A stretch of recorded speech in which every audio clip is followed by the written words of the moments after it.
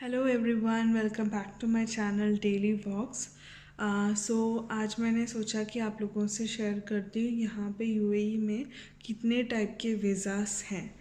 ठीक है, क्योंकि मोस्टली लोगों को वो होता है कि यहाँ पे कैसे कैसे वीज़ास अवेलेबल हैं। अगर कोई दुबई आना चाहते हैं, टूरिस्ट वीज़ा है तो उसमें क्या क्या अवेलेबल है, या यहाँ पे काम देख रहे हैं तो एम्प्लॉयमेंट वीज़ा में क्या कैसा कैसा है, या यहाँ कोई बिज़नेस करना चाह रहा है, तो मैं सारा यहाँ के टाइप्स ऑफ वीज़ास आप लोगों के साथ शेयर करूँगी। तो आप प्लीज़ मेरे चैनल को तो आपको मेरा वीडियो आप आगे पूरा देखना, और आपको ये मेरा वीडियो अच्छा लगा तो प्लीज़ मेरे वीडियो को लाइक करना और मेरे चैनल को सब्सक्राइब करना। ठीक है, तो जो वीज़ास हैं वो है, पहला मैं टॉप बोलूँगी बिज़नेस वीज़ा। बिज़नेस वीज़ा जो होता है वो आपको नाम से ही थोड़ा सा आइडिया हो गया होगा कि कैसा क्या वीज़ा है। तो बिज़नेस वीज़ा नॉर्मली इन्वेस्टर लोगों के लिए होता है जो यहाँ पे दुबई में अपना बिज़नेस कर रहे हैं। ठीक है, आप छोटा सा बिज़नेस ही सही, लेकिन जो बिज़नेस करते हैं उनको बिज़नेस वीज़ा प्रोवाइड करते हैं। बिज़नेस वीज़ा मतलब investor visa, partner visa, manager visa, यहाँ पर ये मीन करते हैं। ओके, तो इन्वेस्टर वीज़ा के लिए कंपलसरी चीज़ें ये हैं कि आपको यहाँ पे बिज़नेस होना चाहिए, जो यहाँ पे अपना आइडियाज़ यूज़ करके यहाँ पे बिज़नेस कर रहा है, उसके लिए ये वीज़ा प्रोवाइड किया जाएगा। मिनिमम 6 मंथ्स की वैलिडिटी आपके पासपोर्ट की होनी चाहिए, और एक क्लियर जो आपका बिज़नेस से रिलेटेड लाइसेंसिंग ये सब का चीज़ें हैं वो आपको लाइसेंस वगैरह से प्रोवाइड करना होगा, और आपको क्या है, फ़ोटो प्रोवाइड करनी होंगी। और आप ध्यान रखना, बिज़नेस वीज़ा वाले जो हैं वो 6 महीने में एक बार यूएई में एंट्री करने लेना चाहिए, नहीं तो जो आपका जो वीज़ा है वो इनवैलिड हो जाएगा। वो सिर्फ बिज़नेस वीज़ा के लिए नहीं है, वो यूएई में हर टाइप के वीज़ा के लिए है। एम्प्लॉयमेंट वीज़ा को ले लो, तो अगर आप 6 महीने से बाहर हैं तो एक बार आपको यूएई विज़िट करना है, ताकि जो आपका 2 साल का 3 साल का वीज़ा है वो वैलिड रहे। नहीं आप वीज़ा लगा के अगर वापस अपने देश जा रहे हैं और 6 महीने में कंटिन्यूस वहाँ रह रहे हैं, और फिर अगर 8वां महीना 7वां महीना आप आने की कोशिश कर रहे हैं, तो आप उस वीज़ा पे नहीं आ पाएंगे, आपका जो वीज़ा है वो वैलिड नहीं रहेगा। ओके, तो ये हो गया बिज़नेस वीज़ा। दूसरा है रिमोट वर्क वीज़ा।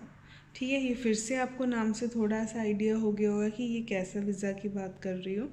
तो ये अभी रिसेंटली इम्प्लीमेंट हुआ है, क्योंकि काफ़ी जो लोग हैं वो दुबई की कंपनी में काम करते हैं, बट वर्ल्ड के अलग अलग कंट्रीज़ में बैठ के, तो उन लोगों के लिए ये चीज़ प्रोवाइड की गई है। और जो ये रिमोट वर्क वीज़ा होता है इसकी वैलिडिटी होती है 1 ईयर।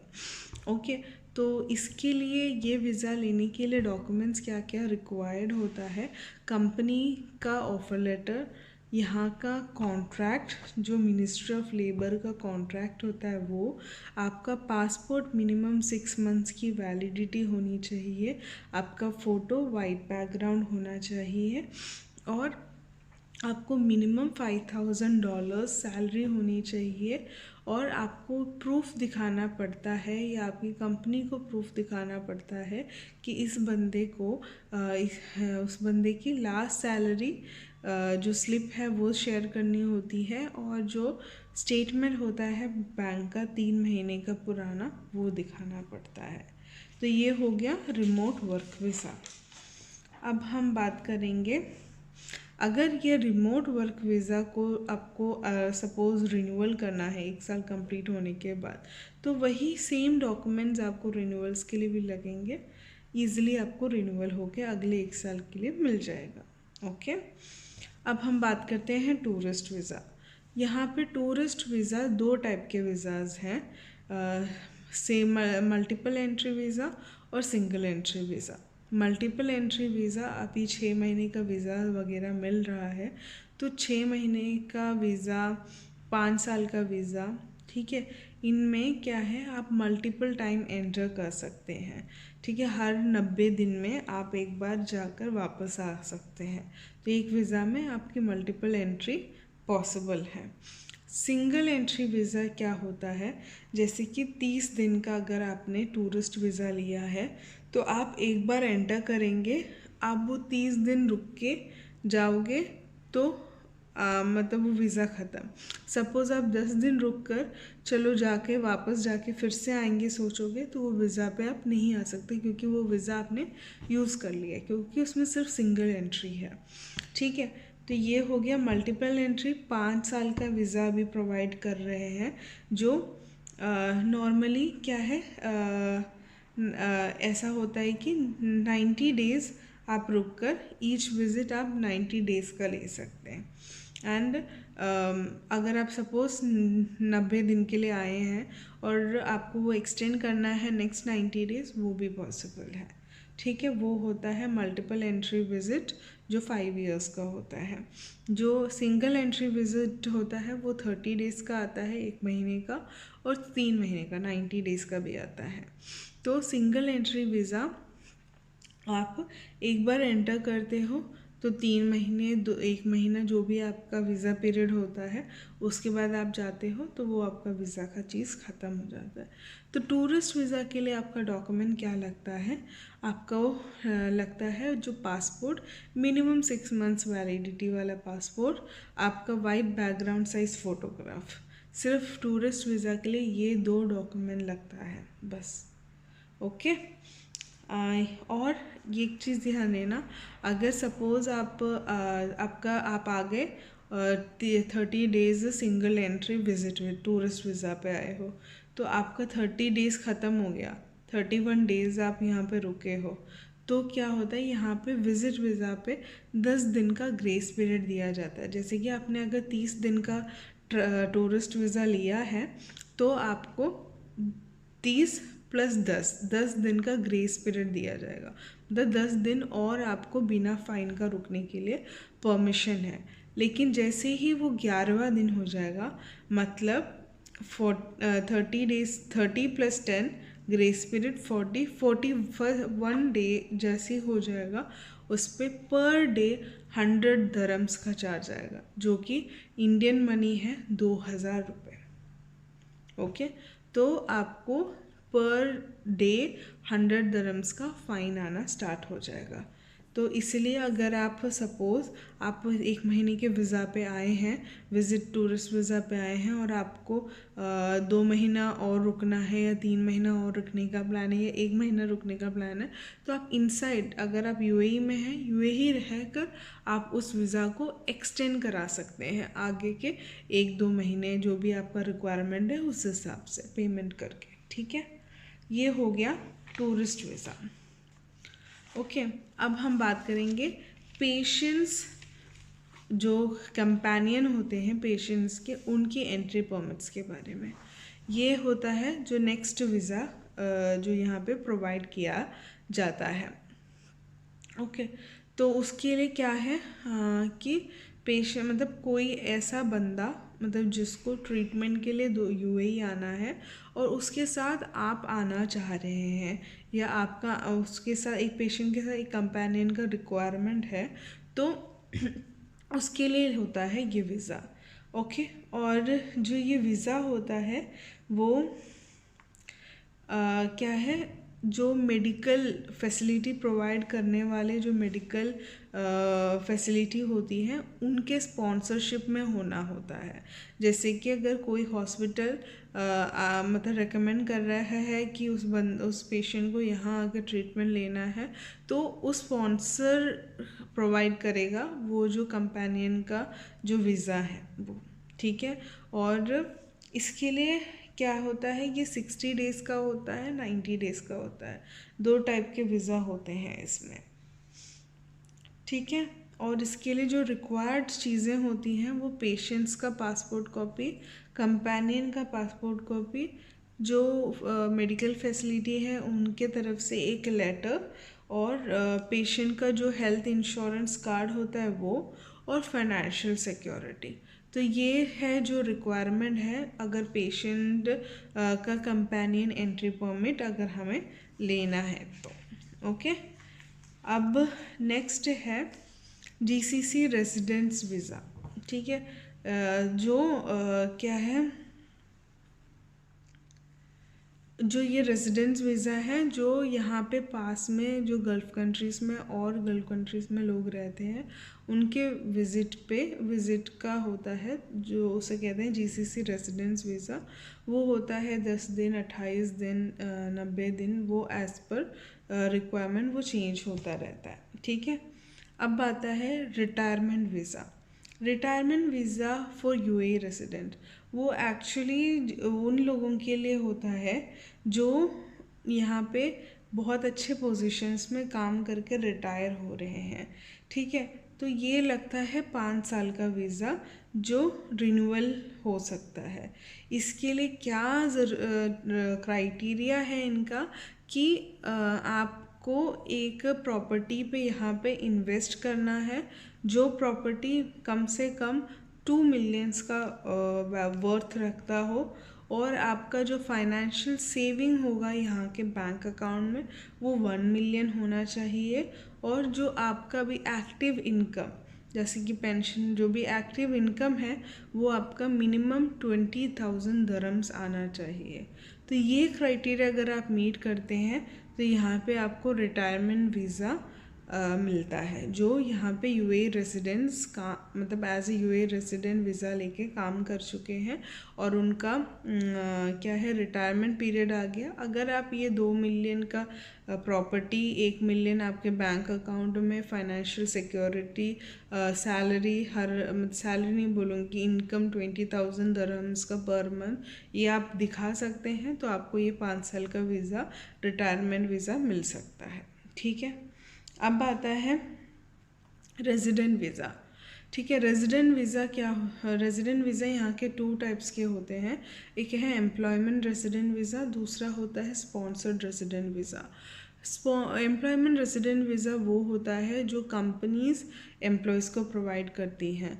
यहाँ पे कंपनीज़ 2 टाइप की होती हैं, एक free zone companies visa provide करती हैं, एक मेनलैंड वीज़ाज़ होता है। फ्री जोन मोस्टली जो होता है वो 3 साल का वीज़ा होता है, और जो मेनलैंड वीज़ा होता है वो 2 साल का होता है। लेकिन अभी यहाँ के लेबर लॉज वगैरह चेंज हुए हैं, तो मे बी नहीं, मोस्टली जो वीज़ास हैं वो सारे 3 साल के हो जाएंगे। वो मेनलैंड फ्री जोन कुछ वैरी नहीं करेगा। ठीक है, तो जो एम्प्लॉयमेंट वीज़ा होता है वो आपका 2 साल का या 3 साल का वीज़ा होता है, डिपेंड आपका कंपनी फ्री जोन में आता है या मेनलैंड वीज़ा में आता है। ओके, अगर तो इसके लिए क्या डॉक्यूमेंट्स आपको एम्प्लॉयमेंट वीज़ा के लिए चाहिए होता है कि आपका पासपोर्ट कॉपी जो 6 मंथ्स मिनिमम वैलिडिटी होना चाहिए, white background passport size photograph चाहिए होता है, आपको ऑफ़र लेटर, कंपनी का ऑफ़र लेटर चाहिए होता है, और आपका अगर आप स्किल्ड एम्प्लॉय हैं तो आपका जो सर्टिफिकेशन है उससे रिलेटेड वो अटेस्टेड सर्टिफिकेशन। तो ये चीज़ें हैं जो आपको एम्प्लॉयमेंट वीज़ा के लिए चाहिए। ओके, और अब मैं बात करूँगी उस स्पॉन्सर्ड वीज़ा। स्पॉन्सर्ड वीज़ा मतलब अभी आप सपोज़ अभी आपको यहाँ पे कंपनी ने वीज़ा प्रोवाइड किया हुआ है, लेकिन आप अपने वाइफ को ला रहे हैं, अपने हस्बैंड को अपने नेटिव प्लेस से ला रहे हैं और उनको आप एक वीज़ा प्रोवाइड कर रहे हैं, तो वो आपके नाम पे वीज़ा मिलेगा उनको, मतलब स्पॉन्सर के नाम पे आपका नाम आएगा, और जो आपका वीज़ा होगा जो कंपनी से प्रोवाइड कर रहे हैं वहाँ पे स्पॉन्सर का नाम कंपनी का नाम होगा। लेकिन आप अगर अपने वाइफ को, अपने हस्बैंड को स्पॉन्सर कर रहे हैं वीज़ा, तो वहाँ पे स्पॉन्सर में आपका नाम आएगा। तो ये हो गया है 2 types of resident visa. Okay, employment जो वीज़ा होता है मैंने आपको बताया मेनलैंड और फ्री जोन 2 टाइप के। तो इसमें क्या है, अब इनसाइड वीज़ा और आउटसाइड वीज़ा दोनों मिलने लग गए हैं। इनसाइड वीज़ा जो कंट्री के इनसाइड है, सपोज़ कोई विज़िट पे आया है, काम ढूंढा, उसको काम मिला, कंपनी ने उसका विज़िट वीज़ा को चेंज करके एम्प्लॉयमेंट वीज़ा पे ट्रांसफ़र कर लिया। दूसरा ये है, अगर एक बंदे को अभी कंपनी ने आउटसाइड कंट्री है उसको सेलेक्ट कर लिया है, तो यहाँ से वीज़ा अप्लाई कर कर उसको वहाँ भेजा जाएगा ताकि वो उस वीज़ा को वहाँ का प्रोसीजर कंप्लीट करके उस वीज़ा पे, मतलब कंपनी के वीज़ा से अपने नेटिव प्लेस से यहाँ पर आ सके। ओके, ये हो गया स्पॉन्सर्ड वीज़ास। मैंने आपको डॉक्यूमेंट्स भी बता दिए। अब मैं आपको इसका प्रोसेस फ्लो बताऊंगी। जो रेजिडेंट वीज़ा होता है, इसका प्रोसेस फ्लो ये होता है कि सपोज़ इनसाइड वीज़ा है, तो आप भी विज़िट वीज़ा पे आए हैं। सबसे पहले आपको यहाँ पे MOL मिनिस्ट्री ऑफ लेबर का ऑफर लेटर मिलेगा, जो कि आपको सिग्नेचर या थंब इम्प्रेस्ड करके आपको अपने HR डिपार्टमेंट में PRO को देना है। वो उस कॉन्ट्रैक्ट को सबमिट करके आपका लेबर पेमेंट करेंगे। जैसे ही लेबर पेमेंट अप्रूव होगा और इमिग्रेशन से लिंक होगा, वो आपका वीज़ा अप्लाई कर देंगे। वीज़ा अप्लाई करेंगे, वीज़ा अप्रूव होकर इमिग्रेशन में वंस अप्रूव हो जाएगा तो वो चेंज स्टेटस करेंगे। ठीक है, तो MOL offer letter, labour payment, आपका वीज़ा, चेंज स्टेटस, ये हो गया 4। जैसे ही चेंज स्टेटस हो जाएगा, आपके पास 2 महीने का टाइम होता है। इसके बीच में आपका कंपनी पूरा प्रोसीजर कंप्लीट कर देती है। इसके बाद प्रोसीजर ये होता है, आपको मेडिकल के लिए जाना होता है, आपको एमिरेट्स ID का बायोमेट्रिक लेना होता है, और लास्ट आपका ये दोनों काम हो गया, मेडिकल एमिरेट्स ID का हो गया, तो आपका लास्ट होता है स्टैंपिंग पासपोर्ट का। तो ये काम हो जाए तो आपका वीज़ा प्रोसेस कंप्लीट हो जाता है। और जो आउटसाइड से आते हैं उनका क्या होता है, यहाँ से MOL ऑफर लेटर वो आपको भेजा जाएगा, आपको वो साइन या थंब इम्प्रेस करके वापस भेजना है। आपको यहाँ पे वीज़ा आपको उसके बाद लिंक करके लेबर पेमेंट करके अप्लाई कर देंगे। फिर आपको वीज़ा जो मिलेगा वो वीज़ा आपको भेजा जाएगा, और आपको अपने नेटिव अपने कंट्री में क्या क्या प्रोसीजर है वो फॉलो करके आपको उस वीज़ा पे UAE आना है। देन आपका यहाँ पे मेडिकल एमिरेट्स ID और स्टैंपिंग होगा। तो इसमें आउटसाइड और इनसाइड जो एम्प्लॉयमेंट वीज़ा है, इसमें सिर्फ एक स्टेप जो स्किप हो रहा है वो है चेंज स्टेटस। आप इनसाइड हैं तो हम चेंज स्टेटस करेंगे, मतलब आपका जो विजिट वीज़ा से एम्प्लॉयमेंट वीज़ा पे कन्वर्ट करना होता है चेंज स्टेटस, उसको बोलते हैं चेंज स्टेटस। और आप आउटसाइड वीज़ा हैं तो चेंज स्टेटस का रिक्वायरमेंट है ही नहीं। ओके, तो बस यही था जो मुझे आपको वीज़ाज़ के बारे में, जो UAE में अवेलेबल हैं वीज़ा, उनके बारे में जो आपको मुझे डिटेल्स शेयर करना था। अगर आपको इसके रिलेटेड कोई क्वेश्चंस कुछ भी हैं तो आप मुझे कमेंट में पूछ सकते हैं। So I will reply on that. Hope आपको ये मेरा वीडियो अच्छा लगा हो, तो प्लीज़ मेरे चैनल को सब्सक्राइब करना और मेरे वीडियो को लाइक एंड शेयर करना। Thank you so much for watching.